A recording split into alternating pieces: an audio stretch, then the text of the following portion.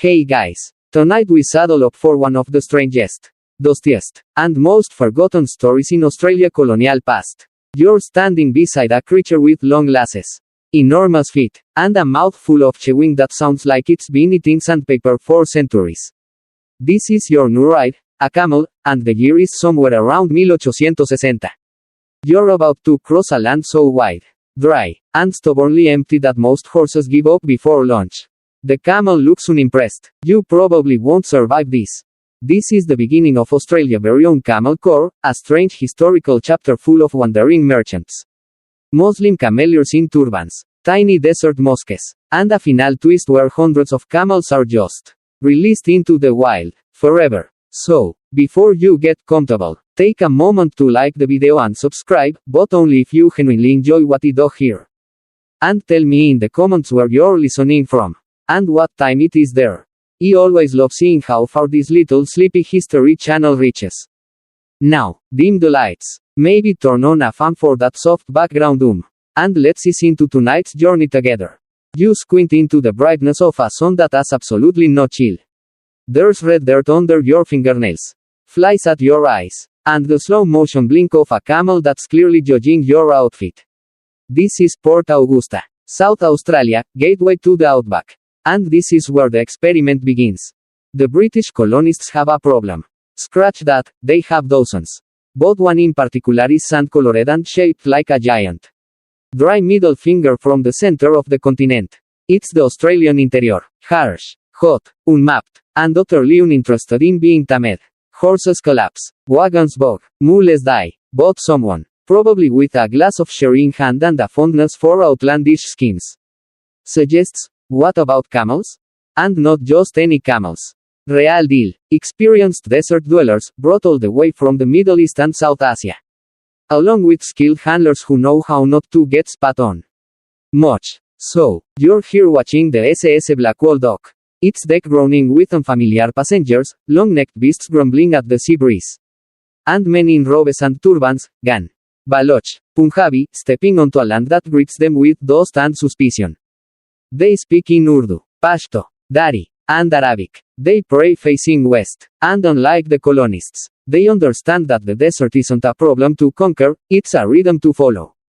You're not sure what to expect. But the camels know. They plant their soft padded feet onto the cracked earth like they've done this 1,000 times before. Because, in other deserts, they have. And here's the first quirky twist, camels arrive in Australia before roads do. Before major rail, before telephone poles, before there's any realistic way to cross this place that doesn't involve hallucinating from thirst or dying in your boots. The camel is not plan B, it's the only plan that stands a chance. You help unload them, there are about 25 in this first group. Shipped over from Karachi, they're cranky, seasick, and absolutely done with your nonsense. One of them makes a wet gurgling noise that sounds, somehow, like disappointment. You're told these are dromedaries, one-humped. Not two. Better for hot climates. Though the jury is still out on whether the one standing next to you is looking at your canteen or planning your demise. The cameleers. Sometimes lazily lumped together as Afghans, regardless of their actual origin. Begin preparing for inland expeditions. They're lean, quiet, and carry brassy kettles, pocket Qurans, and rolled up prayer rugs. The colonists, in contrast, carry boots full of blisters and heatstroke. Soon, you're part of a caravan, several camels in a line. Padded feet thudding in soft, steady rhythm across what seems like an endless nothing. You've been walking for 3 days. And still the horizon looks exactly like the one behind you. Red, flat, shimmering with mirage. There's no shade. Even the flies seem too tired to buzz properly. One of the cameleers gives you advice, walk beside the camel. Not behind it, or you'll eat dust all day. Also, don't name them, you'll get attached. And camels do not return the favor. You sip hot water, because cold water, like manners in a sandstorm, is a luxury you no longer expect. Your boots are chafing, your lips crack, but the camels? They keep going. One of them hasn't had a drink in 4 days and seems smug about it. Historians still argue whether the government truly understood what it was starting here. Was it a temporary solution? A long-term plan? A haphazard experiment with no exit strategy? Whatever the intention, The cameleers and their beasts begin making regular inland journeys. Across deserts, up ridges, over dry riverbeds that haven't seen rain in decades. You sleep beside your camel now. Its breath smells like half-digested twigs and eternity. But when it shifts beside you at night, it feels strangely comforting. You're both foreigners here, both out of place, and both doing your best not to die of heatstroke before you drift off tonight. Remember this, the Camel Corps began not with military ambitions or scientific plans, but with quiet desperation. The need to reach places that laughed in the face of wagon wheels. And in this moment, under stars that flicker like dust on black velvet, you've never felt so far from home. The camel grunts softly beside you, and somewhere in the dark, a kettle whistles over coals. You wake to the sound of a camel chewing. It's not a polite chew. It's a loud, wet grind that makes you wonder if its joy is trying to escape its skull. But in the Outback, this is morning music. The camp smells of boiled tea, camel sweat, and dust. Always dust. It gets in your socks, your hair, even the creases of your eyelids. But this is your life now, part of a bizarre colonial caravan driven by beasts that look like prehistoric misunderstandings and men who chant softly before sunrise. You trudge over to a campfire where a cameleer named Sadiq hands you something that vaguely resembles breakfast. It's dry, chewy, and may have once been bread. You chew politely, grateful. He's already humming while checking the camel's tack. They stand in a loose group, blinking slowly like philosophers with indigestion. This whole operation started with a gamble: import camels to explore the dead heart of Australia. Not just the beasts, but the brains behind them, mostly Muslim men from Afghanistan, Balochistan, Punjab, and parts of British India. The colonists called them all Afghans, because accuracy wasn't exactly the British Empire's strong suit. The camels arrived in ships, in batches, beginning in the 1840s but ramping up seriously around the 1860 siglo. They came from Karachi, Calcutta, and even Egypt. These weren't zoo animals or circus imports. They were work beasts, hardened desert survivors. Some had crossed the Sahara. Others had wandered the Sindh. Now they would cross Australia. The ships were chaotic affairs. Imagine trying to keep 30 camels calm on a wooden vessel in high seas. Seasick camels are, you quickly learn, a special kind of dangerous. One kicked through the captain's door. Another throw up on a deckhand. If you're lucky, you just get spat at. And yet, they kept coming. Dozens. Then hundreds. The handlers, often devout Muslims, brought more than riding skills. They brought an entire way of life. Tiny Qurans sewn into waistcoats. Halal practices. Turbans wrapped against sand and sun. A quiet discipline born from years in the desert. They weren't just steering camels, they were managing survival. But Australia? Australia was suspicious. White settlers eyed the cameleers with the usual mix of fascination and disdain. Exotic was the polite word. Untrustworthy was the more common one. Colonial papers published cartoons, hook-nosed caricatures leading camels past British wagons stuck in sand. The message was often useful. But keep an eye on them. Still, you can't argue with results. Camels could carry over 300 kilograms and go more than a week without water. Horses collapsed. Bullocks died. But the camels? They just trudged. Always trudging. You tighten the straps on your saddle as the caravan prepares to move. The cameleers work quickly, singing as they load the beasts. The rhythm is important. The camels respond to voice, tone, even the pitch of song. Bark orders and they ignore you. Sing softly, and they comply, grumbling, but compliant. As you move out, you fall into formation. One cameleer per group of camels. Each beast tethered with loose rope to the one ahead. It's like watching a slow-moving train made entirely of humps and hiccups. There's a story Sadiq tells on the trail, about a camel who refused to sit until the handler apologized for swearing. You chuckle, but he's serious. These animals are moody, and long-memoried. One wrong tug or raised voice, and till sulk for days. Or worse, sneak in a revenge kick when you're bending over to tie your boot. The desert opens before you again. Flat, dry, featureless. It's not the dramatic kind of desert with towering dunes and cinematic oases. It's the kind that wears you down over time. A beige eternity. Nothing to mark your progress except how much more tired your feet feel.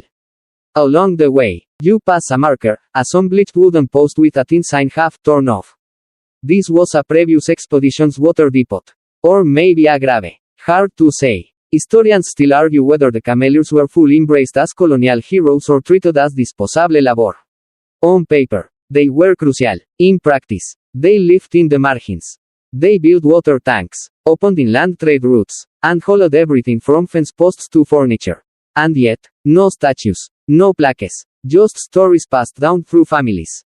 Fading like footprints in wind. As you stop to rest, you sip thick tea laced with cardamom. It's strong enough to wake the dead, or at least get a camel to blink faster. Around the fire, the men laugh softly in Urdu and Pashto, sometimes switching to broken English when addressing you. The desert feels less hostile in their company. Like they've made peace with it. Like it's an old friend with a bad temper. That night, a sandstorm hits. It doesn't howl like in movies. It hisses, creeps in low, fills your ears and blankets your clothes. The camels hunker down, their long lashes shielding their eyes. You do the same, curling into your coat and dreaming of rain that never comes. When morning breaks, there's a fine red dust in your teeth. Your camel gives you a look that can only be described as pity. You're learning, slowly, this land does not care if you're comfortable. But the camels? They do, in their own way. They won't smile, or wag tails, or whinny, but they'll walk beside you, mile after mile, through silence, sand, and sunburn. One of the cameleers points out a ridge on the horizon. Tomorrow, says, we reach the next settlement. And you realize, this isn't a novelty trek. This is infrastructure. The camels are the postal service. The freight line. The lifeline. You fall asleep that night hearing camel bells, soft metal chimes swaying with each red step. In the middle of nowhere. Under a blanket of unfamiliar stars. It almost feels like home. The ridge you saw yesterday is now behind you. It was underwhelming. As ridges go, just a lump of stubborn dirt with some weary scrub. But for a brief moment, it gave you the illusion of elevation.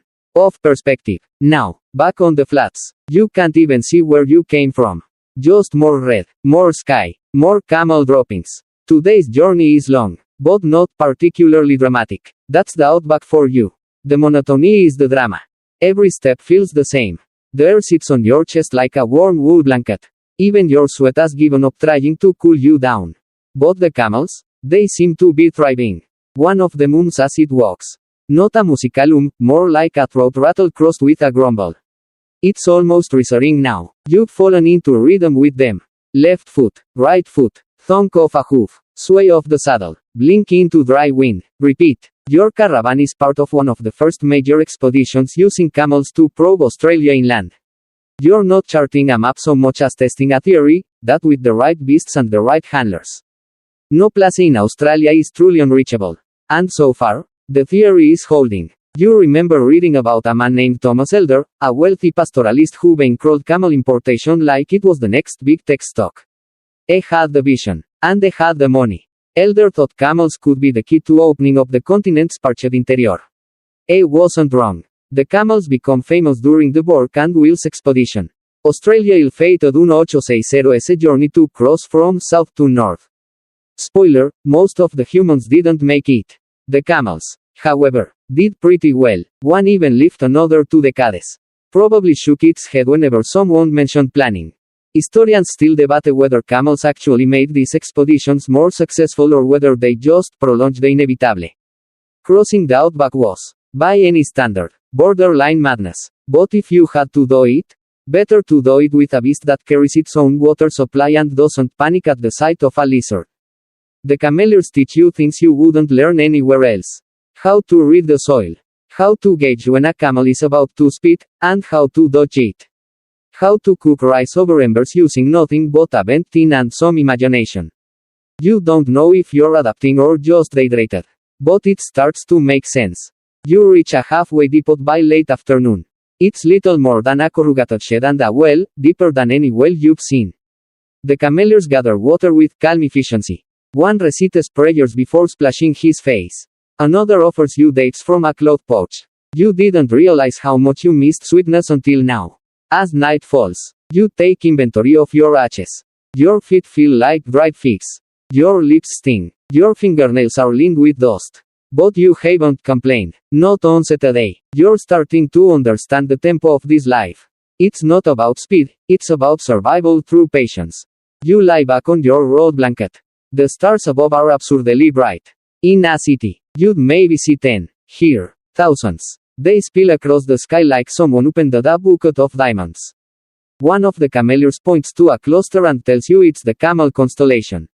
Al-Hamal, in his home country. Anyway, smiles softly, says it's easier to follow camels when they're written into the sky. That night, you dream of water, not in a desperate, thirsty way, in a nostalgic way. The slosh of a stream. The patter of rain. You wake up and swear you heard it. But no, just wind brushing the canvas flap of your tent. The next morning, something shifts. You're sent ahead with 2 cameleers and a smaller team. A side mission. They call it a different route, an alternate settlement. The kind of errand that makes you feel important. Until you realize it's mostly because you're expendable.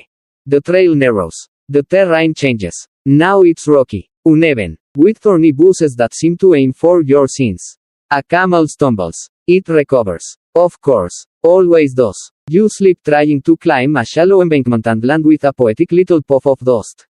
Everyone pretends not to notice.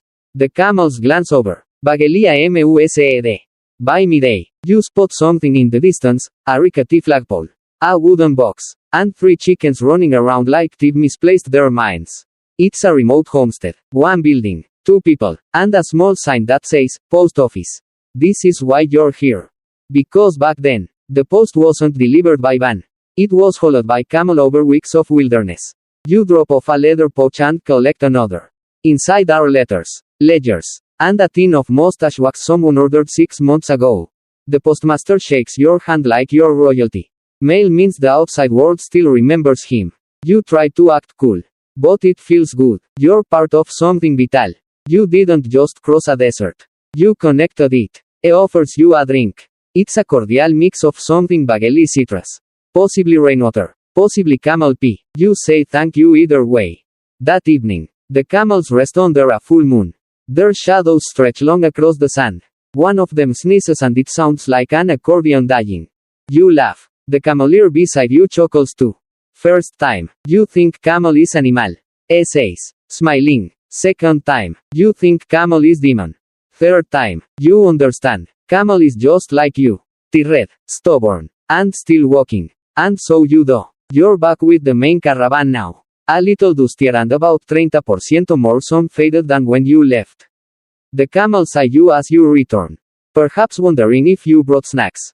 You did not. Only stories. Tonight, you're camped near a dry creek bed where a few stunted trees lay an indie feet. There's the soft clink of camel bells. The rasp of ropes being pulled out. And the rhythmic tap-tap-tap of a cameleer checking hooves with a stone. You begin noticing something about the men who guide these beasts. They're steady, quiet, often ignored by the colonists.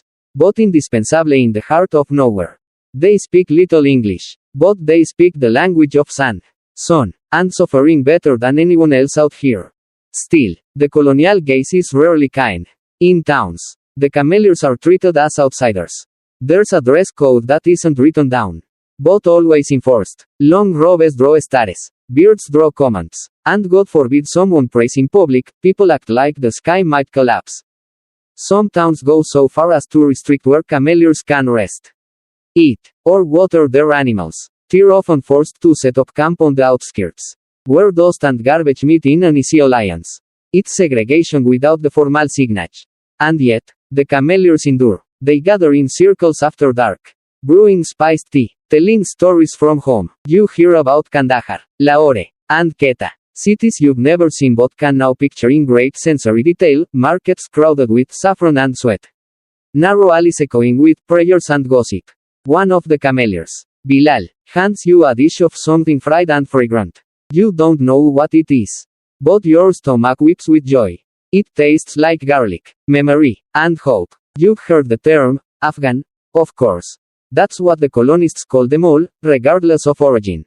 Some are actually from Afghanistan.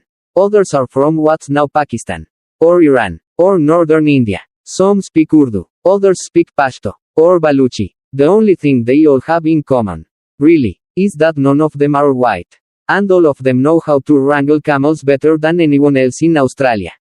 You ask Bilal why I came here. Better to ride in dust. Essays. Than drown in someone else's storm. It makes sense. Sort of. Or maybe you're just tired. Historians still argue whether colonial authorities genuinely valued the cameleers or simply tolerated them until a better option, say, trucks, came along. The records show contracts, payments, schedules, but not kindness, not gratitude. Most of their names are lost. Most of their stories, still buried in sand. Tonight, someone plays a flute. It's a sad tune, barely audible above the crackle of fire. You sit beside your camel, whose name you haven't officially given but whom you now call Gregory in your head.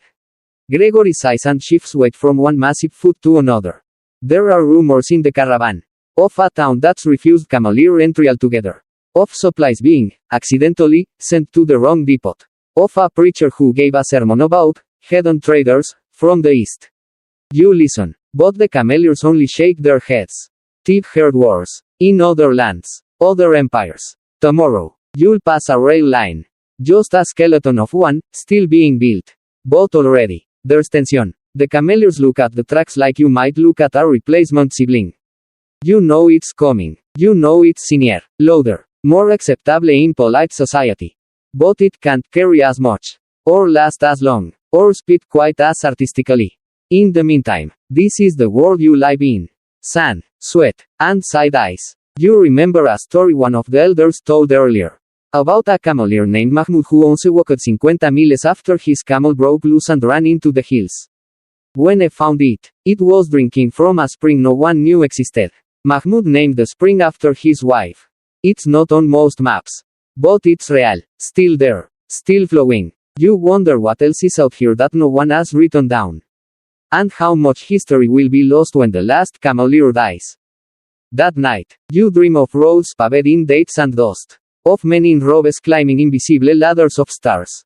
Of camels marching to a beat that only the desert can hear. When you wake, there's a scorpion in your boot. You toss it away gently, like a tiny, venomous apology, and then you smile. You're becoming one of them. Not a cameleer, but someone who understands what it means to be tolerated, but not welcomed, necessary, but not celebrated, part of the engine, but never the headline. You brush the sand off your coat, adjust your saddle, and look to the horizon. Gregory is already chewing on a dead bush. By now, you figured out that Australia doesn't do gentle transitions. One day it's rocky scrubland. The next it's a flat, shimmering expanse that looks like the sun gave up and decided to roast the earth instead. This is what they call a giver plain, miles and miles of sun polished stones that crunch underfoot like old teeth. Gregory, the camel you're still pretending you haven't named, handles it like a pro. His feet spread with every step, except playing over the rocks like fleshy snowshoes. Yours, on the other hand, are blistered, sore, and unfit for polite society.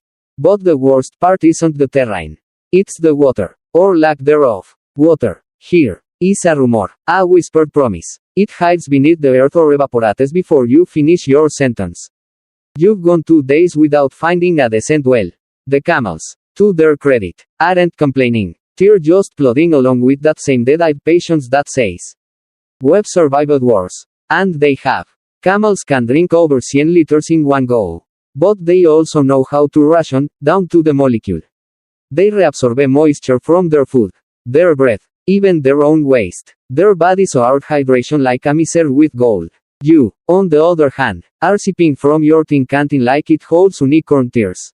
At camp, Bilal shows you how to read the land for water signs, cracked soil that curls like ancient parchment. Or the faint trail of salt bush leading to a spring. You dig together near a dried-out creek, shoveling sand with your hands until you hit dampness. Eventually, water seeps in, muddy, warm, but drinkable, barely. Allah is kind, Bilal says, and pours a trickle into Gregory's mouth. You try a sip. It tastes like wet coin. The caravan leader decides it's time to head toward a known well, a deep borehole near an old telegraph station. It's a day and a half away. You ready yourself for another long, dry march. On the road, you learn more tricks. A damp cloth tied to your neck keeps you cooler. Rubbing camel dung on your boots keeps insects away. You're not proud of that one. But it works. The cameleers don't laugh at you. Not out loud, anyway. Historians still argue how much of the cameleers' knowledge was ever passed on, or respected, by colonial authorities. Their ability to find water was legendary, yet rarely documented properly. British explorers often took credit for discoveries made by the Afghans, who actually found them. You're beginning to see how many gaps exist in official records. The journals focus on European names. The cameleers are footnotes, or worse, unnamed shadows. And yet, without them, most of these expeditions would have ended with a sad pile of bones and a broken compass. That night, as you make camp beneath a dead tree that's been struck by lightning more than once, it smells like burnt salt. Bilal pulls out a notebook. Not official paperwork, his own journal. Written right to left, in neat Urdu script. He's been writing his version of the journey. Not for anyone else, just for himself. A quiet act of remembering. You ask what he'll do with it. Maybe he send it to my brother. Eshros. Maybe he bury it. You wonder how many such journals exist, buried under sand. Forgotten in trunks, or burned when their writers passed. Whole histories, whispered and gone. The next morning, you reach the well. It's deeper than you imagined, almost 30 meters down. With a rusted pulley and a rope so frayed it looks like someone chewed on it. But it works. Cool, clean water. The camels drink first, always first. You stand beside Gregory as he gulps greedily. His throat pulsating like a bolus. He drinks for almost 10 minutes straight. Then lifts his head, groans in satisfaction, and spits right at you. You take it as a compliment. The humans drink next, carefully. Slowly, not too much at once. Or it'll come right back up. You sip and feel your body come back to life. Muscles and not. Thoughts clear. Even the flies seem less aggressive. For the moment, you wash your face. Your reflection in the water looks like a sand-blasted ghost with eyebrows. But you smile. And just when you think this might be a peaceful day, someone spots movement on the horizon. Another caravan. It's a smaller group, 2 camels. 1 man. As they approach, he calls out in Arabic and is greeted warmly by your cameleers. Turns out, he's part of a parallel supply run heading toward a different outpost. He has stories, news, gossip, a fresh tin of cardamom. Around the fire that night, he speaks of a camel that once went 18 days without water during a crossing between Obnadata and the Finke River. No one believed it until they saw the camel drink, silent. Intense, like it was absorbing the entire desert through its teeth. You laugh, but there's a W in the silence afterward. You learn that camels don't sweat unless they absolutely have to. They raise their body temperature during the day so they don't lose moisture through evaporation. They can drink brackish water that would make you puke on the spot. They even pee thick, syrupy urine to conserve liquid. Nature's weirdest water bottle. You fall asleep under stars so bright they hurt. Your last thought, you're alive today because of a creature most people wouldn't even trust in a zoo. And Gregory, sighs beside you and lies down with a thought that shakes the ground. He's earned it. The next leg of your journey feels different, less like exploration and more like logistics. You've gone from blazing trails to running errands. And the camels are now more like delivery trucks than mystical beasts of the dunes. Still slow, still grumbling, but undeniably efficient. You're following one of the oldest inland mail routes now, stretching between scattered outposts that dot the Australian interior like freckles on sunburn. Each stop is a lifeline, a general store. Well, maybe a telegram office. But mostly, it's just you, your caravan, and miles of open nothing. You're delivering supplies this time, flour, tea, rifle parts, a box of buttons, and several tightly wrapped bundles that you suspect are somebody's long overdue underpants. There are letters too, of course, always letters. Camels, it turns out, made up the arteries of Australia's earliest inland postal system. Before the trucks, before the train tracks reached that far. It was cameleers like Bilal who made communication possible. They hauled posts, telegraph materials, fence wire, even prefabricated bridges. So today, you're a postie, in the loosest, dustiest, most camel-centered sense of the word. The caravan winds through a stretch of country where the road is barely more than a suggestion. You pass a skeleton of some unfortunate animal, long picked clean, and no one blinks. In the Outback, even the bones get sunburnt. The sun is merciless. The flies form clouds. But the camels just keep walking. You hand deliver a sack of mail to an outpost where the office is the back of a saloon. The bartender doubles as postmaster. He's surprised to see you. Didn't expect this run until next week. Mutters, whipping his hands on an apron that might have once been white.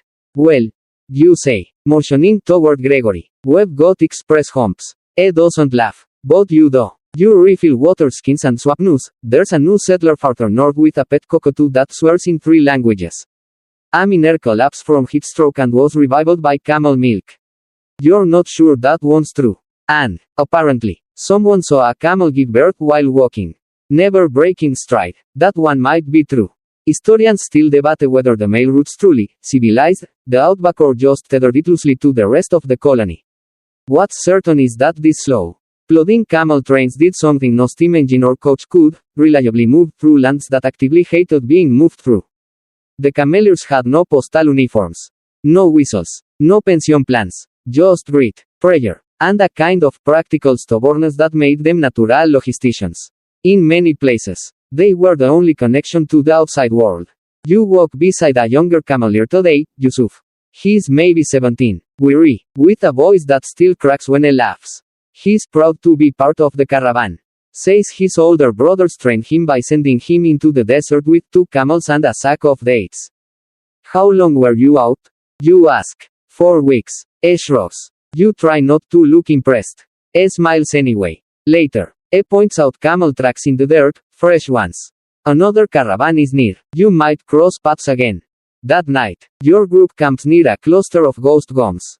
Their pale white trunks glow faintly under moonlight. Like silent spirits watching your fire. The cameleers share food and stories.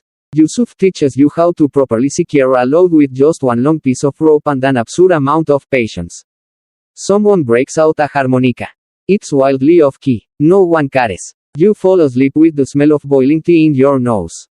And the slow sighs of resting camels in your ears. Morning comes without warning. Just light, heat, and the grumbling of camels preparing for another day of postal service with no stamps. No envelopes. And absolutely no respect for punctuality. One of the camels refuses to stand. You learn this is normal. Camels aren't lazy, they're just excellent negotiators.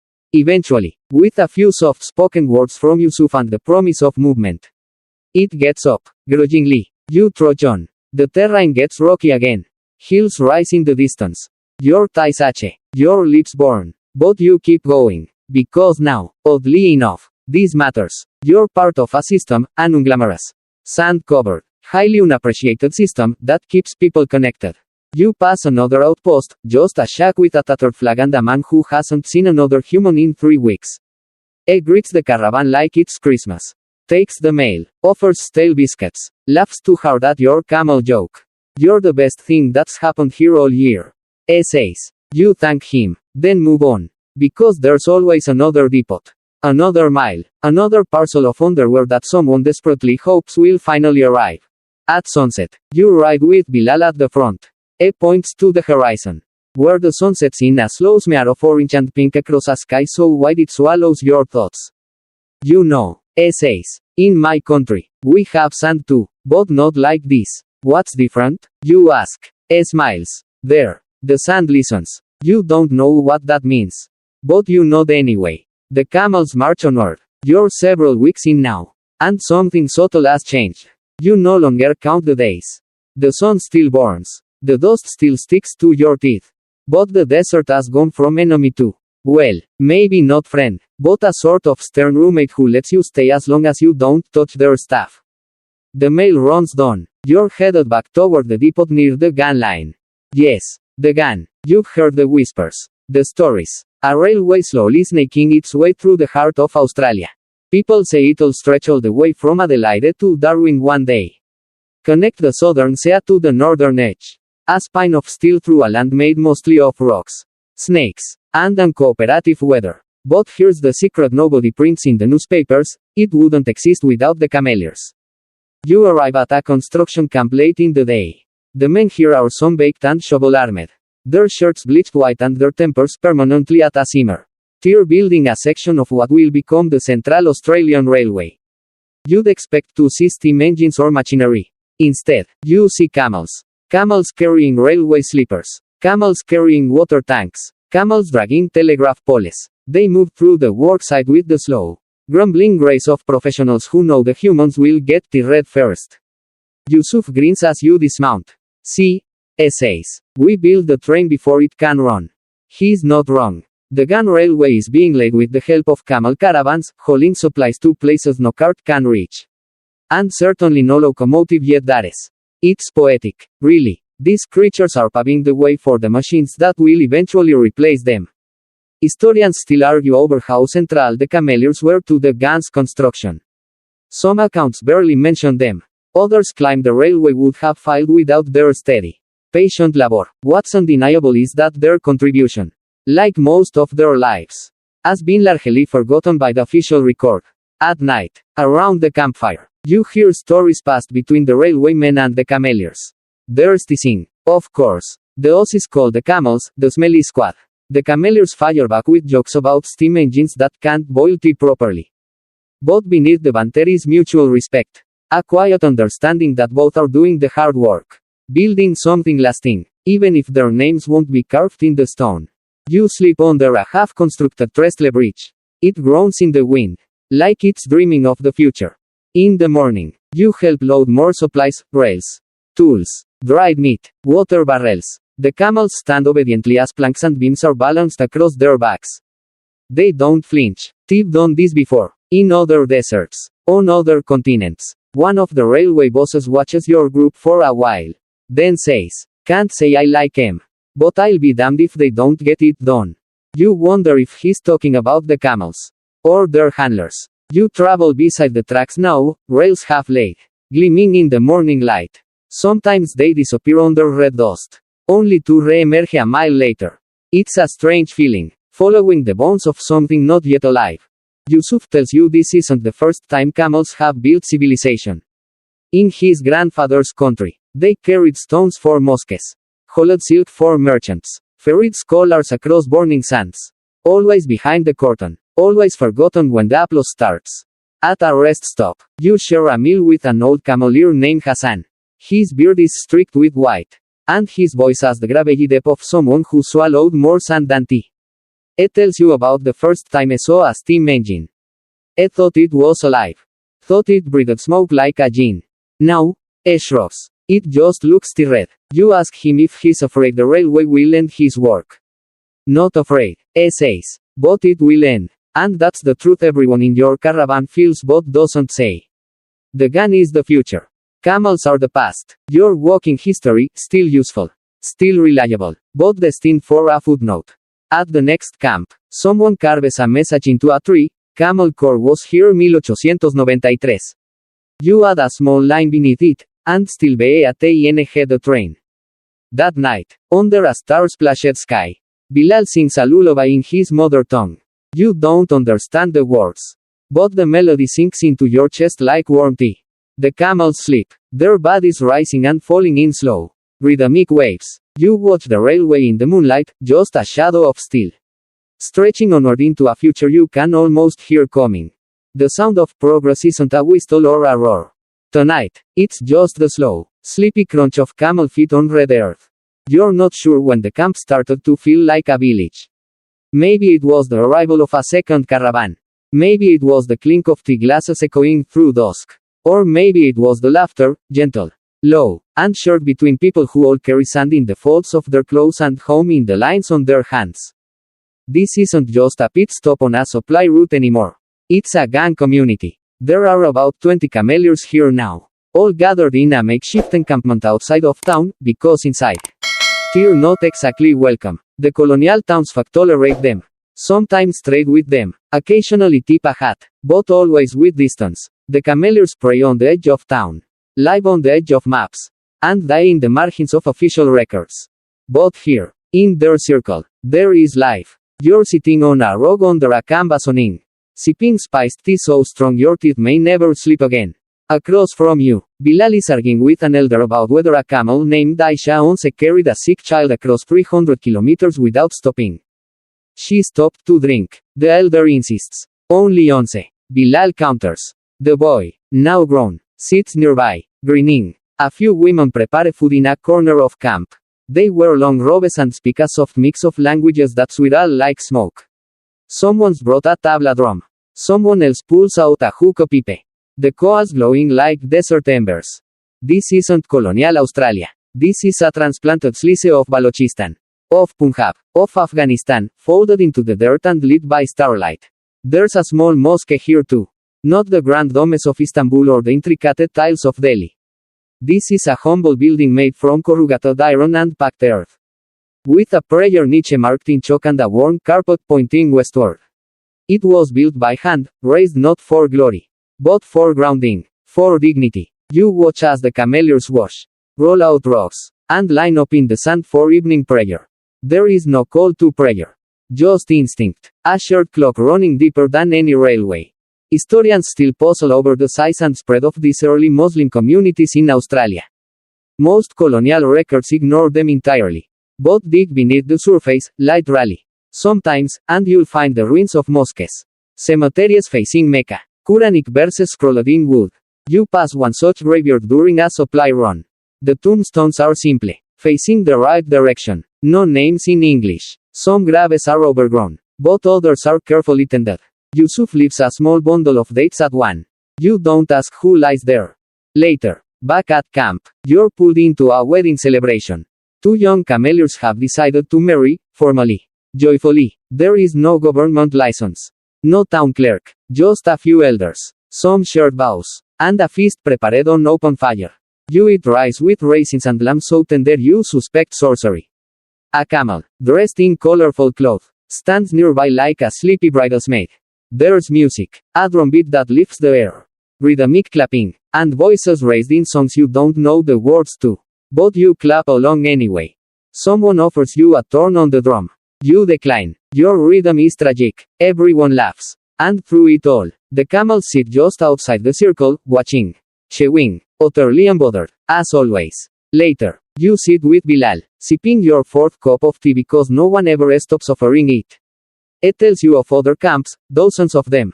Some near Broken Hill, others deeper inland. Tiny, dusty hubs where cameleers gather. Trade, rest, pray. Places with names in multiple languages and food that confuses the local dogs. It speaks of marriage between cameleers and aboriginal women. Of shared languages forming, Pashto mixed with Pitiantiatiara. Of children born between two worlds. Often accepted by neither, but surviving anyway. Out here, essays. We build things the records don't write down. You nod. You've seen it now. These communities are not just supply depots, they are acts of quiet rebellion. Cultures refusing to vanish. Faiths refusing to fade. People surviving not just the desert, but the loneliness of exile. Yusuf joins you with a plate of honeysuckle pastries. You eat more than you should. That night, the fire burns low and the stories continue. Someone shares a tale about a camel that once refused to carry bacon. Spitting every time it was loaded. A lal camel, they say. Everyone laughs. You fall asleep with that laughter in your ears. The mosque silhouetted under moonlight. The camels shifting in the distance. The scent of cardamom still lingering on your fingers. And in your dream, you walk through a village built of prayer rocks and saddle blankets. With camels guarding every doorway. And tea boiling in every tent. It's morning, but the air already feels like someone left the oven door open. The sun crests the horizon with all the subtlety of a spotlight. You rise stiffly, brush sand off your clothes. And prepare to ride. But this time, the desert's not your only obstacle. Today, you go to war. Or rather, you follow those who did. You're heading towards stories now. Not settlements. Toward the chapter of history where Australia camels weren't just postal workers or supply haulers, they were soldiers. Yes, really. During World War I, when the British Empire turned its colonial eye toward the Middle East, it realized something awkward. Camels were going to be very useful. Not the British kind, mind you, they didn't exactly keep herds of camels in Yorkshire. No. They needed camels and men who knew how to handle them. Enter the cameleers. The Imperial Camel Corps, formed in 1916, drew recruits from across the empire, including Australia. But here's the part often skipped in the official retellings: many of the men who trained Australian troops in camel handling were the same cameleers who'd been wandering the Outback for decades. Quiet, sun-worn veterans of desert logistics. Suddenly in high demand. Some served directly, others trained soldiers. Some offered their camels, sold rented, or simply handed them over to the military in exchange for payment and prayers. You right beside Bilal as Césares Wattenaus, his uncle. Essays. Worked with military units near Suez. Showing soldiers how to pack gear on a beast that couldn't care less about empire. They tried to bark orders. Bilal chuckles. Camel listened, then sat down. Military life and camels didn't always mix. Soldiers used 2 horses. Had to relearn everything. Camels didn't respond to reins the same way. They ignored whistles. And they kicked. Oh, how they kicked. One army medic wrote that tending to camel-inflicted injuries was a full-time job. Still, they were perfect for desert campaigns, especially in Sinai and Palestine. They could carry heavy loads, march long distances, and survive on minimal water. While men collapse in wool uniforms under the desert sun, the camels marched on, blinking like nothing had happened. Historians still debate how effective the Camel Corps really was. Some say it revolutionized desert warfare. Others argue it was a stopgap, a novelty force, useful only until mechanized transport caught up. But there's no debate about one thing: the camels and their handlers earned grudging respect from commanders and comrades alike. You reach a rocky outcrop where someone has carved names into stone. Weathered, faint, but visible. Yusuf Khan. 1917. Ghazi. Faithful to duty. Bilal kneels before it, tracing the letters with a finger. You sit beside him in silence. Later, Césares' a story passed down from his family, of a cameleer who led a stranded military unit back to safety through a dust storm. Guiding them by memory and moonlight. The soldiers got medals, got a handshake, and then forgotten. You continue walking. That night, you camp near a ridge where rumor has it, camels once trained for war. There's no plaque, just old footprints fossilized in clay, eroded almost to nothing. The cameleers in your group sit quietly tonight. No songs, no card games, just tea and thought. You get the sense that they know this part of the history isn't over. Only hidden. As the stars come out, Yusuf finally speaks. Some of us fought, some didn't, but we were part of it. E means the war, the world, the memory. You ask if I ever wanted to be a soldier. No. E says, but I carry things. That's enough. You sip your tea, watching the fire flicker in his eyes. The camels settle around you, groaning and shifting in the dust. Somewhere, a night bird calls. The desert listens. And the wind, just for a moment, sounds like hooves marching. It begins with a strange silence, too still, too empty. Then comes the low rumble of something unnatural. Not camels. Engines. You're halfway through a quiet stretch of the track when the first one appears, an early motor lorry. Bouncing like a tin can over every dip in the road. Behind it, another. Both are covered in canvas, leaking black smoke, and moving with the self-importance of machines that think toward the future. You and Gregory step aside. The driver waves, grudgingly. The camels grumble louder than usual. They don't like the smell, or the sound, or the attitude. Neither do you. It's the beginning of the end. Though you don't know it yet. The trucks aren't faster. They break down constantly. Both they're mechanical, colonial, and, crucially, they don't come with prayer rocks or turbans. That alone makes them more palatable to the powers that be. Automobiles are here, and the Camel Corps has entered its awkward goodbye phase. At the next depot, a new sign reads, Motor Transit now available. Below it, in smaller letters, no camels allowed on platform. The cameleers say nothing, but you see it in their faces. A quiet deflation. That night, Bilal lights his pipe with a small coal and exhales slowly. We are too useful to keep. E says. That's always the danger. It tells you about other routes that used to rely on camel trains, now gone. Settlements that used to wait weeks for mail now get it in days. Where once camels hauled timber. Now there are rail cars. Gasoline and gears are replacing muscle and memory. You walk with him through a small camel yard. Now half empty. Some of the animals have been sold. Others, simply released. Yes, released. Turns out, when cameleers were no longer needed, or worse, when immigration laws began to push them out of work, many simply let their camels go. They were expensive to feed, had nowhere else to go, and few buyers wanted them once the trucks arrived. Historians still argue whether this release was a mercy or a mess. On one hand, it gave the camels freedom. On the other, it created one of the strangest ecological situations in the world. But we're not there yet. Not quite. First comes the slow disbanding. Some cameleers return home, if they can afford it. Many cannot. Some try to find work as laborers or shepherds.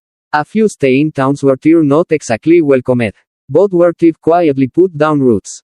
The rest drift. Bilal tells you about a friend who now works for a mining company. Loading explosives onto donkeys. Donkeys. Essays. Like it's a personal insult. At the next rest stop, you see a poster nailed to a gum tree. SKING drivers for fuel convoy. Good pay. Must speak English. Yusuf stares at it for a long time. You help him read it. Word by word. Then he tears it down and feeds it to the fire. You don't ask why. The camels seem confused too. For years, they were essential, prized for their strength, endurance, and grace. Now, they're background creatures, silent witnesses to a world evolving without them. At one camp, a settler offers to buy Gregory. You say no. He laughs. Didn't know cameleers got sentimental. You don't reply. But later, you give Gregory an extra handful of grain. That night, the cameleers share a final meal with a group who are leaving. Heading to Perth. Or maybe overseas. No one is sure. They speak more quietly now. Fewer jokes. The sense of something ending hangs thick in the air. One man, old, weary, nearly toothless, gives a speech in a mix of Pashto and broken English. You don't catch every word. But the meaning is clear. We walked far. We were not seen. But we were there. You stay up late after the fire dies down. The stars are soft. The air still. Gregory stands nearby, staring into the dark. And in the distance, just barely, you hear the cough of an engine starting. It happens without ceremony, just a red cameleer. An open gate, and a slow shuffle into silence. Gregory, and dozens like him, are released into the desert. No brass bands, no farewell banners, just a pat on the neck and the absence of a tether. You watch him hesitate, not because he doesn't want freedom, but because he doesn't quite understand it. He turns once, twice, then begins to walk, not away, but into the landscape, as if the sand were calling him back to where he always belonged. And so begins one of the strangest ecological stories on Earth. Because the camels do what camels do best, survive. Without humans to guide them. They form feral herds. They roam vast distances. Find old watering holes. Teach each other how to navigate saltbush and spinifex. They become Australian intentional wild giants, beasts of burden without burdens. Loping across the outback like ghosts of a forgotten plan. At first, Tyr barely noticed. One or two sightings. A strange hoofprint near a remote borehole.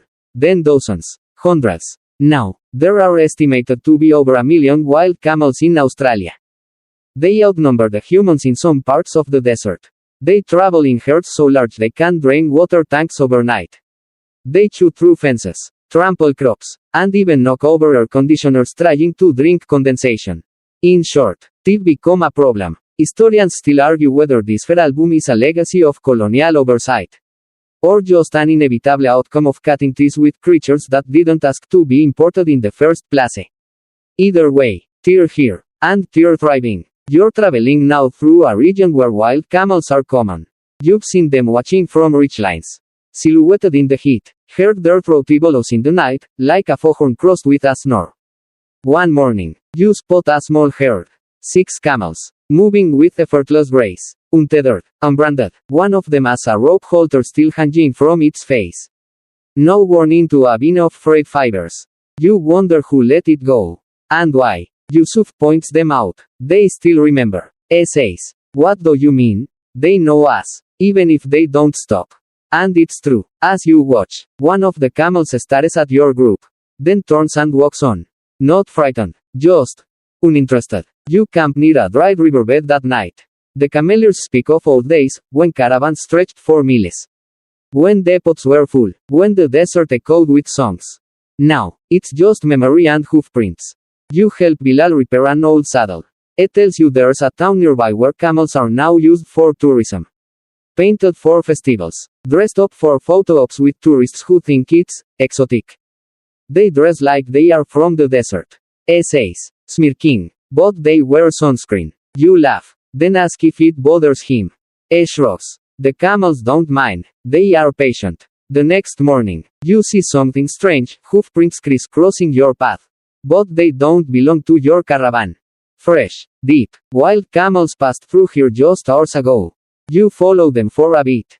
Just out of curiosity. Then you find it, an old harness. Buried in red dust. The leather is cracked. The buckles rusted. But the shape is unmistakable. Someone left this behind. Maybe by choice. Maybe not. You pick it up, brush it off, and carry it back. That night, you hang it on a tree near camp. Not a monument. Exactly. More like a marker. A reminder. Of a time when the camels weren't wild. When the cameleers weren't forgotten. When the desert carried stories tied with rope and wrapped in silence. You fall asleep listening for Gregory. You don't hear him. But somewhere out there, he's walking. Still. There's something about walking through a place that used to matter. You can feel the echo of what was once essential, a worn groove in the earth where boots once tread. A line of stones that no longer mark a boundary. The skeleton of a building whose roof caved in decades ago. You've arrived at a camel depot. Or what's left of it. The structure is mostly gone, just a few uprights. Some rusted corrugated iron sheets flapping in the wind. And a stone trough buried beneath a layer of red sand. But once. This was a hub, a rest stop, a place where caravans met, rested, refueled, watered their camels and whispered gossip over tea. Now, it's silent. No bells, no beasts, just wind and flies. You walk slowly through the space, imagining what it might have looked like. Lines of camels kneeling in the dust. Cameleers boiling tea, saddles propped against walls, packs of floor and fence posts neatly staked for the next run. You reach into the sand and find a rusted stirrup.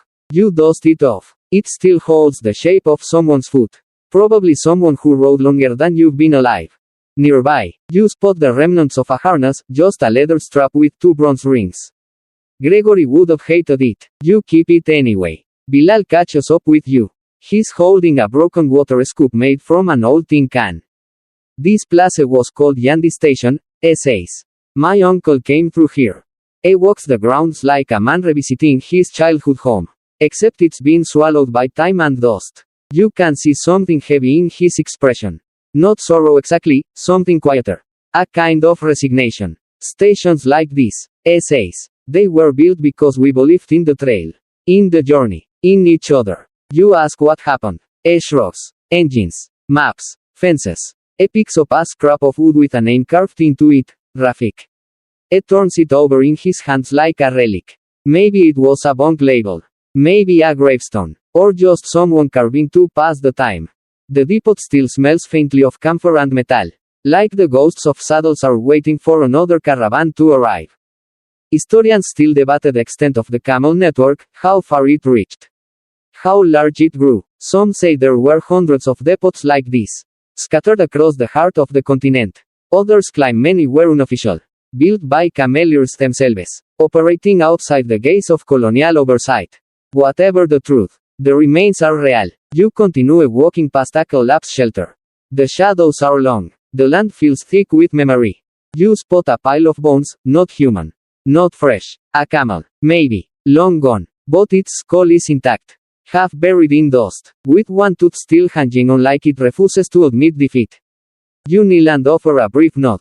Not a prayer. Just respect. Farther on, you find something stranger, a cooking pot. Upturned and blackened with age. A pair of cracked glasses. A child's sandal. It hits you, this wasn't just a workplace. It was a home. Cameleers lived here, slept here, dreamed here. Some likely died here. And now, it's not even a name on a map. It's just a forgotten coordinate. Somewhere between a road that got paved and a railroad that buried elsewhere. Yusuf calls out from a rise. There's more. You climb the hill and see what it means, an old camel track. Faint but visible. A line of indentations marching over the ridge and vanishing into the horizon. No tire marks. No hoof prints. Just the ghost of motion. You follow it for a while. No one speaks. The desert feels different here, quieter. As if holding its breath. Then, you reach a small clearing with a single wooden post standing upright. It's scorched at the base. Tilted slightly, but nailed to it is a rusted metal plate with letters etched in 2 languages, rest well. Friend. You stand there for a long time. Eventually, Bilal places the broken scoop at its base. Yusuf adds the stirrup. You, the harness ring. No speeches. Just the sound of wind and the steady crack of sand shifting beneath centuries of forgotten footsteps. You head back toward camp as the sun sinks low. Shadows stretch like memories, long and untouchable. Behind you, the depot fades into dusk. Ahead, only stars. It starts with laughter, surprising, high-pitched, and echoing through the canyon like someone just found joy at the bottom of the world. You're not in the past today. You're very much in the present. The group you've joined is younger, louder, and armed with smartphones. You've hitched a ride with a modern-day camel safari, not cameleers hauling supplies or mail, but tour guides shepherding city folk through curated discomfort. You're in camel country. Still, just a different era. And the camels? They're still here. Oh, they're very still here. The wild herds roam the outback like ancient relics with an agenda. Estimates vary, but some say there are over 1.2 million feral camels across Australia now, making it the only country on Earth with a self-sustaining population of wild dromedaries. They are, in every sense, the descendants of history, unowned, unbranded, unapologetic, and depending on who you ask, either a disaster or a miracle. You're right behind a guide named Molly, who wears mirrored sunglasses and talks in rapid-fire Aussie slang that your brain needs subtitles for. She used to work in hospitality. Now she runs camel tours. They're like big toddlers, she says of the camels, with knives for knees. You glance at your right, a caramel-colored beast named Beyonce, and decide she's not wrong. Your group is a mix of tourists, a German couple in matching khaki, an American who insists on calling it the Outback experience, and a Melbourne tech guy filming everything for what he claims is a wellness podcast. The trail is familiar, some of it traces old camel tracks, though no one seems to notice. Except you. You see the faint indentations, the half-buried well caps, the ghost of a saddle mark on a rock. Molly tells the group about Australia camel problem. They knock down fences, drain cattle tanks, and Once, he saw one break into a school garden and eat all the zucchinis. Every last one. She grins. Zucchini bandit. True story. You chuckle, but the truth underneath is real. Wild camels are now both a cultural legacy and an ecological headache. They outcompete native species, damage fragile ecosystems, and can pose a threat to infrastructure. There have been camel cooling programs, controversial, necessary, messy, helicopter sharpshooters, remote tracking, even camel export programs to countries like Saudi Arabia and the UAE, where Australia wild camels are considered some of the healthiest in the world. Historians still debate whether this outcome could have been avoided, whether better planning, gradual transitions, or more respect for the original cameleers might have turned these animals into managed resources rather than feral fugitives. But you're not here to solve that. You're here to ride. The camels move with that same slow dignity you remember from Gregory and his kind. Beyonce chews on something invisible. Her eyes half close. You suspect she's judging you. You pass a salt lake. Dry, cracked, glittering like spilled sugar. The guide dismounts and explains that nearby there's a camel racing track.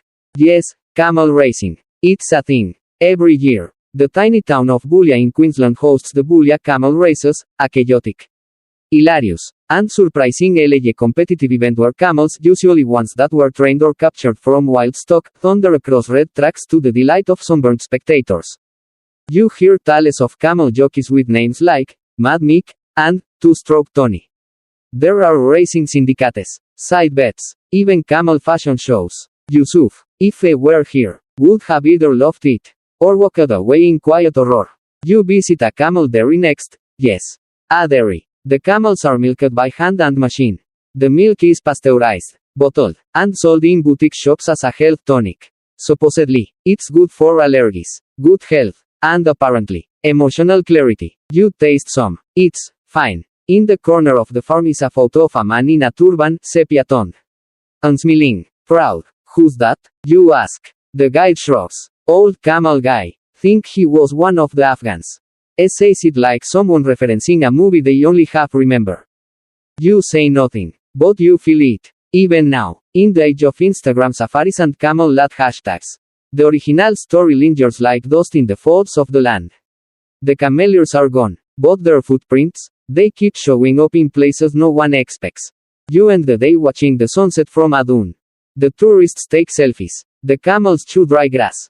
One of them sneezes dramatically, sending a child screaming with delight.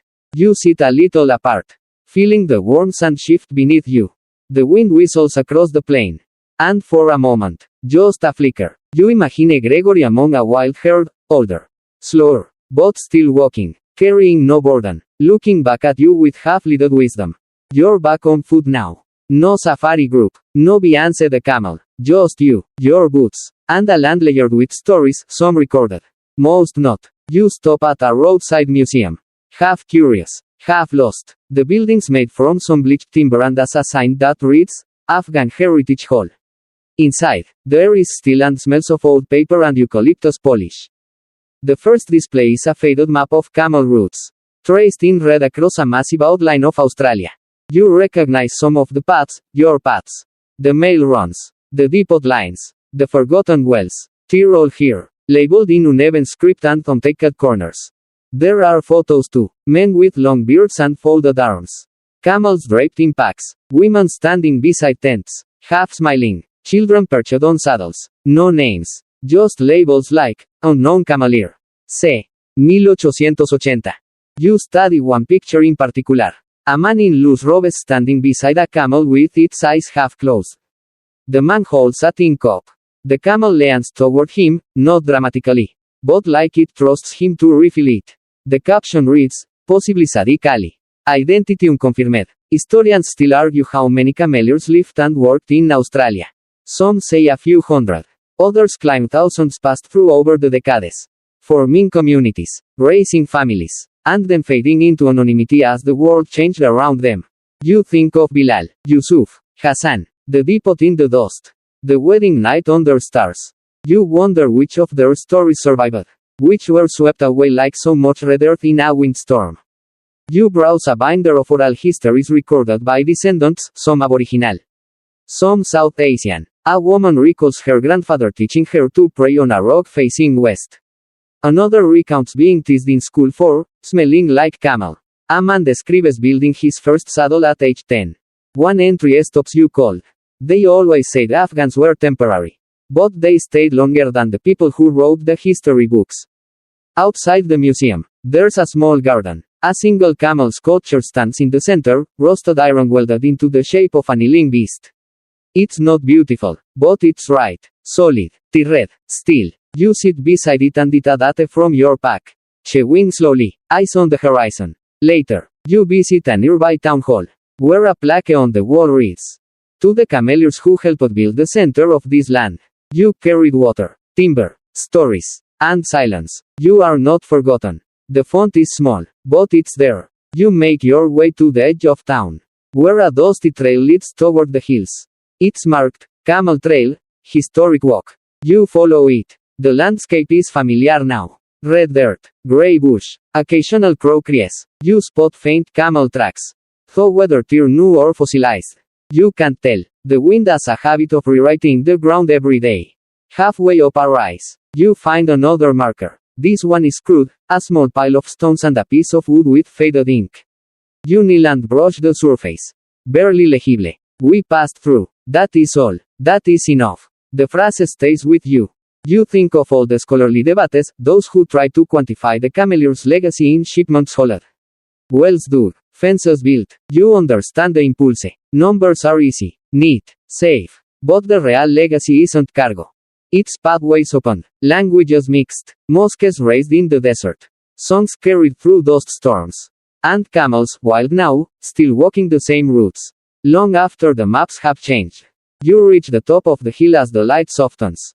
Below you lies the old camel yard, its fence posts leaning like red shoulders. Beyond that, the trace of the railway, a silver thread in the distance. And further still, a long, flat expanse of Outback, quiet and infinite. The wind picks up. You hear it whisper through the bush. And maybe, just maybe, it says, we were here. The final stretch is the quietest. You follow a dry riverbed, long since drained of water but still full of movement, tracks of birds, lizards, perhaps a dingo, and there, unmistakably, camel prints, broad, deep, deliberate, as if time itself walked through here and didn't bother to hurry. The sun hangs low, the wind is soft, the outback breathes like a sleeping giant. And you walk as if you're treading through its dreams. You've brought nothing with you except a small pouch of dates and a faded photo of a camel you're no longer sure was ever yours. Gregory. Perhaps. Or maybe just a stand-in for every camel that bore the weight of someone else's journey and never complained. The trail leads to a small rise, nothing grand. Just a knuckle of rock worn smooth by years of footsteps and sun. You climb it slowly, boots crunching over grit, and then see it. Before you, the desert stretches endlessly, a wash of ochre, gold, and rust, brushed with spinifex and shadow. Above, the sky yawns in pale blue. You breathe. And then, from behind the hill, they appear. A small herd of wild camels, 8 or 9. Moving in loose formation. No saddles, no ropes, no human voice guiding them. Just muscle, instinct, memory. One pauses, stares, its eyes dark and unreadable. For a long moment, it's just you and this creature, watching each other across the space where history used to be. Maybe it knows, maybe not, but it turns, slowly, and moves on. You remain seated, not chasing, not calling, just witnessing. It feels right. This, after all, was never your story alone. You were a passenger, an observer, lucky enough to walk alongside something ancient, something practical, something weirdly noble. Back at camp, you prepare one final fire. The cameleers are long gone, scattered across memories, families, tombstones, and forgotten trails, but you imagine them here. For one last night, brewing tea, laughing in low voices, arguing over camel names and route directions. You boil water, pour a cup, and sit quietly. Historians still argue whether the cameleers were heroes, outcasts, or just a footnote in the larger colonial ledger. But sitting here, alone with the desert and the steam rising from your mug, you no longer care how they're categorized. You know how they lived. Not perfectly, not famously, but persistently, with quiet reverence for the land, with calloused hands and whispered prayers, with beasts that no one understood, but that understood the desert better than any of us. You sip your tea. The stars begin to bloom above. One by one, you think about the old iron mosque, the camel races, the child's sandal in the depot, the broken stirrup left by a tree, the cracked glasses in the dust. You think about how stories vanish when no one carries them. And how some things, camel trails, red roads, prayerful silence, linger long after the words have gone. You lie back. The fire crackles beside you. The sky wraps around your thoughts like a blanket. And somewhere out there, under the same sky, camels are still walking. Not for cargo, not for war, not for men with ledgers and steam engines. But just because the desert is there. And they remember the way. Word count, 1073. Wind down, approx. 300 words. The desert sleeps now. Its heat has softened into a warm hush. And the wind moves like a lullaby across the low scrub. You're lying beneath a sky stitched with stars, older than cities, older than maps, and the ground beneath you, though dry and dusted, feels steady, like it's been holding travelers forever. The camels you followed are gone from view, but not from thought. You can almost hear their slow, steady steps, the faint crack of leather, the puff of breath through long lasses. Beasts that once carried the weight of empires, now fading into legend, one hoof print at a time. And you've done what they did. You walked, you watched, you listened, you saw the places where memory gathers, where stories pile up like driftwood. Half buried, half remembered. You met people who were never in textbooks. You learned that history is more than dates and flags. It's the quiet endurance of those who carried what others couldn't. So, rest now. Let the of the Outback lull you. Let the ghosts of caravans pass gently by. Their bells tinkling in the distance. Their riders silhouetted in the dust. Let the silence wrap you up in its long, soft arms. You've traveled far, farther than you know. And the trail? It's still there, still waiting. You wake to the smell of damp earth. Not wet, exactly, but changed. There was a little rain in the night. The kind that barely makes a sound but leaves behind the scent of promise. The dust clings to your boots differently. Softer, as if the desert is having a rare moment of tenderness. Today, you walk through a dry gully littered with spinifex and ghost gum leaves. Above, a pair of cockatoos squabble like red explorers. The map in your pocket is hand-drawn. And mostly guesswork, but you know where you're going. You've heard whispers about a place, an abandoned settlement out past the red hills. One of the last to rely entirely on camels until the trucks finally rolled in and made it obsolete. They say you can still find the post rack nailed to a tree. Still see the footprints in hard clay if the light hits just right. You're not even halfway there when you stumble upon something unexpected, hoofprints. Large, fresh, spaced wide apart. Camels. Wild ones. Recently passed through. You crouch to inspect the tracks. Channeling your inner Yusuf. The gate suggests 3 adults. No young. Traveling southeast. Unhurried. You follow them. Not because you expect a reunion, but because it's comforting. Like trailing ghosts you once knew by name. The trail leads to the edge of a small hill where the land opens up into a basin, a wide clearing framed by jagged rocks and faded grasses. And there, in the center, something absurd. A mailbox. Metal, rusted, standing upright in concrete. You walk to it in disbelief. Someone has painted the word, post, in fading white letters. Inside is a single, rolled note wrapped in a piece of cloth. You open it. If you've found this, you're walking where we once lived. Waters 300 paces east. Buried deep. The camels still remember. Signed only. Akan. 1949. You look east. You dig. The ground is dry. Stubborn. But eventually, your fingers hit something solid. A buried tin, inside it. A half-broken ladle and a water pouch.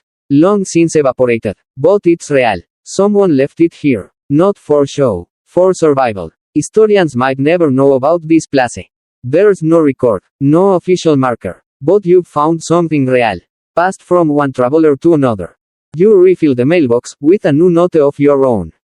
You write. Still walking. Still listening. Still grateful. Thank you. You smile as you slide the note in. Behind you, a breeze brushes through the scrub like a voice that's always known your name. The wind doesn't speak words. But it knows stories. You linger at the edge of the mailbox basin. Reluctant to leave. There's something sacred about the silence here, an unspoken pact between the past and whoever stumbles across it. You take one last look around, the rocks. The spinifex. The trail of camel tracks now gently swept by breeze. And then, with a gentle exhale, you turn back toward the ridge. Today's path takes you toward a place once known as Uyaru Depot. Though it hasn't been called that on a map in over 70 years. It was a way station for cameleers who traveled between 2 telegraph towns, both gone now. Replaced by cell phone towers and curious tourists who think they've found the untouched Outback. You walk slowly, boots sinking into soft sand. A bird of prey wheels overhead. Its cry sharp and solitary. Below, the land continues its performance of stillness. But your eyes are sharper now. You see the subtle disturbances, stones arranged in deliberate lines. A dip in the earth where a fire pit once crackled. The telltale indent of a post once driven deep. You arrive at dusk. The depot is gone, of course. But you find its bones. A rusted shovel. A broken brick oven. Pieces of glass that once held oil or salt or dried figs. You build a fire out of dry wood and memories. It crackles low, warm, as you sit cross-legged beside it. There's a certain kind of peace here, the peace of places that were once full of motion. Now resting for good. As the stars bloom above, you pull out your notebook and begin to sketch what you see. You trace the outline of the old fire pit. The camel track you followed. The distant silhouette of ghost gums. And then you write, Uyaru Depot. Forgotten, but not lost. The embers glow like tiny suns. You boil water in a tin can. Drop in a few leaves of wild mint. And sip slowly. And then, movement. Not dramatic. Just the rustle of brush. The soft pad of something large but unhurried. You freeze. Heart thudding. And from the shadows, a camel appears. Not a caravan beast. A wild one. Its coat shaggy. Unkempt. Streaked with red dust. It pauses at the edge of your firelight. Head tilted slightly. Breath fogging the air. It stares at you for what feels like an entire lifetime. And then, in the most deliberate motion, it kneels. You don't move. Don't speak. You just sit, watching this creature rest beside the ashes of a place that once offered water and warmth to its kind. It doesn't stay long. After a few minutes, it rises, stretches, and disappears into the scrub without a sound. But something in you changes. Historians still argue about the last cameleer. Some say it was in the 1940 siglo. Others claim a man named Said Mohammed still led a small caravan in the early 50 siglo. But none of them mentioned this moment. This silent vigil. This resting of beasts beside memories. The fire dies low. The stars crowd in. And for a long while, the desert keeps watch with you. Morning comes slow. The fire is long out. But a faint curl of smoke lingers in the cool air. Like the dream of warmth. You stretch, dust rising from your coat like memory made visible. And pack your things quietly. Before you leave Uyaru Depot, now nothing more than 3 stones. A bent spoon. And that moment with the camel, you carve one word into the dirt with your boot heel. Shukriya. Thank you. You don't expect it to last. The wind will erase it by afternoon. But that's the point, isn't it? Some gratitude isn't meant to be preserved. Just offered. You descend the ridge slowly. Today, your journey takes you not into deeper desert, but toward a place you once passed long ago, Marre. The old railway town. And with it, a graveyard. Not the kind with flowers and headstones. The camel graveyard. A man named Daud once told you about it. Said it was built by cameleers for the beasts who carried them farther than horses ever could. Somewhere near the salt pans. He said, where the wind never rests. You find it just before noon. It's smaller than expected. Just a low fence made of iron rods and old planks. Surrounding 5 uneven mounds of earth. Each is marked by a stone slab, no writing. Just stones. You step inside, kneel beside one. The earth is dry and hard. But not lifeless. A few scrub plants push through the cracks. And a crow watches you silently from a fence post. You place your hand on the mound. It's warm, as if the camel buried here still holds the sun it once marched beneath. No one remembers their names. Not officially, but you say them anyway: Gregory, Aisha, Rustam, Malik, Sarah. Maybe they're wrong. Maybe they're exactly right. A breeze rolls over the plain. You swear you hear a bell. Later, at the edge of Marre, you visit the old mosque. Yes, it's still there, rebuilt, repainted, cared for by descendants who refuse to let the story end. It's quiet when you arrive. But the door is open. Inside, a prayer rug, a copy of the Quran. And photos, black and white snapshots of men with lean faces and camels with eyes that seem to know everything. One photo shows the rail yard. 1890 siglo. Dozens of camels standing in rows. One has turned its head just as the shutter snapped. It looks directly into the lens. You stare back, and something settles inside you. Not sadness, not even nostalgia. Just reverence. Historians still debate how to classify the cameleers. Some call them immigrants. Others contract laborers. Some dismiss them as fringe figures in a European project. But here, in this place, they're not categories. They're ancestors. Builders. Believers. Carriers of stories. Burdens. Silence. And songs. You light a candle. Not traditional, but you need the ritual. Then step back outside into the sun. You're not done walking. Not yet. But for the first time, you don't feel like you're chasing ghosts. You're walking with them. And somewhere, not far from here, a wild camel stops on a ridge and looks back toward town. Not because it remembers, but because the land does. You take the long road out of Marre.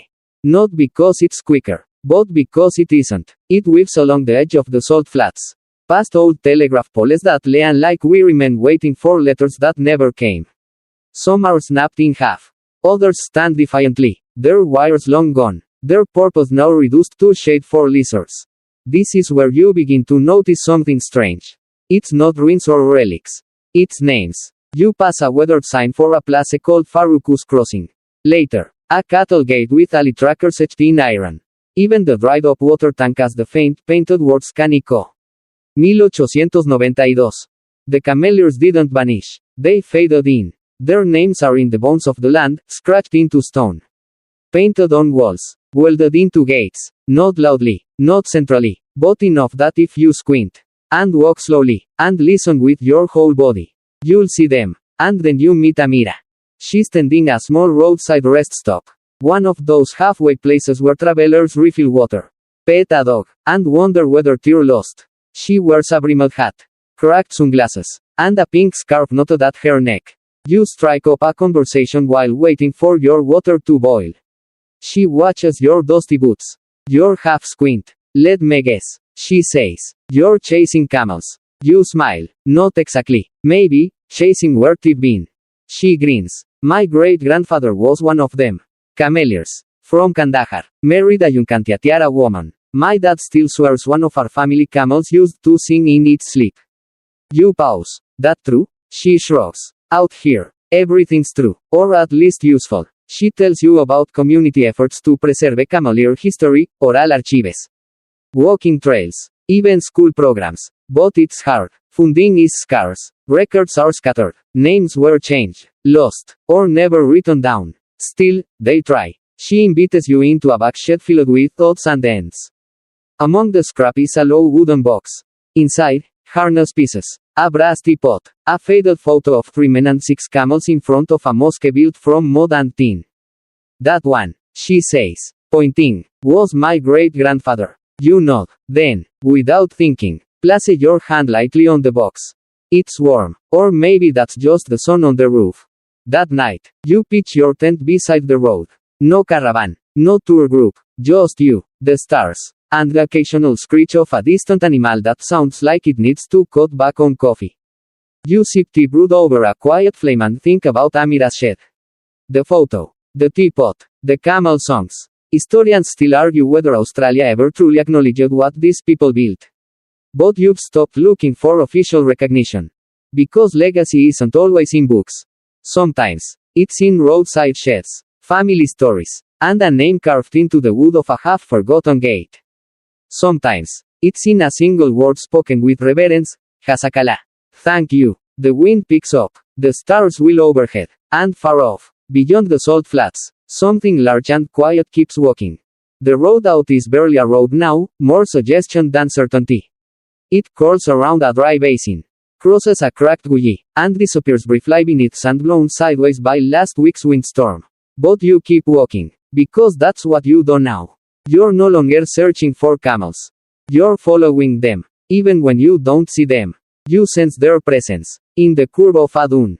In the wide, worn path through brittle scrub. In the way your shadow falls long and thin beside you. Just as it did when Gregory trod beside you so many days ago. You pass a broken signpost, it once pointed to Odnadata. Now it just spins in the breeze like a confused weather vane. Someone scratched a message onto its base. The desert forgets nothing, only waits. By afternoon, you reach a ridge overlooking a small dry valley. Below, the remains of what once might have been a camel yard. Fence posts, a collapsed shelter, a rusted water tank still clinging to a pipe. You descend slowly, every step stirring up a little more dust. Inside the shelter is a box of bones. Camel bones. Arranged carefully, not dumped or scavenged. Someone placed them here, one by one. Skull at one end, rib cage arched like a broken sail. The hooves laid side by side like beacons. And next to the bones, a rock with lettering. Chipped, but readable. Rest well, old friend. You carried more than we ever deserved. You sit down. It's hot. Your shirt sticks to your back. A fly explores your eyebrow like it's applying for a lease. But you don't move. You stay still, eyes on the bones, heart beating in time with the breath of the land. Eventually, you take out your notebook. You don't write anything profound, just one line. They were never lost, just left out. Historians still argue whether the wild camels should be protected, managed, or culled, whether the cameleers were migrant heroes or merely hired hands. But no one seems to argue this. That they walked farther than most, and carried more than anyone ever bothered to measure.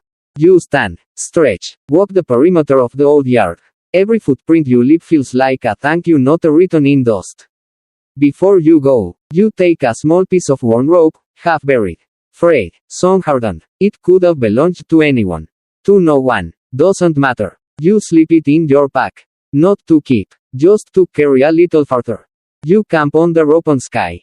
No tent, just the stars. And as you drift, you imagine a line of camels, hundreds of them, walking slow across the night horizon. Bells jingling softly, cameleers with hands calloused from rope. Prayers whispered between sips of tea. Campfires glowing in the cradle of silence. And you, somewhere among them. A quiet footstep in a longer journey. Still walking. Always walking.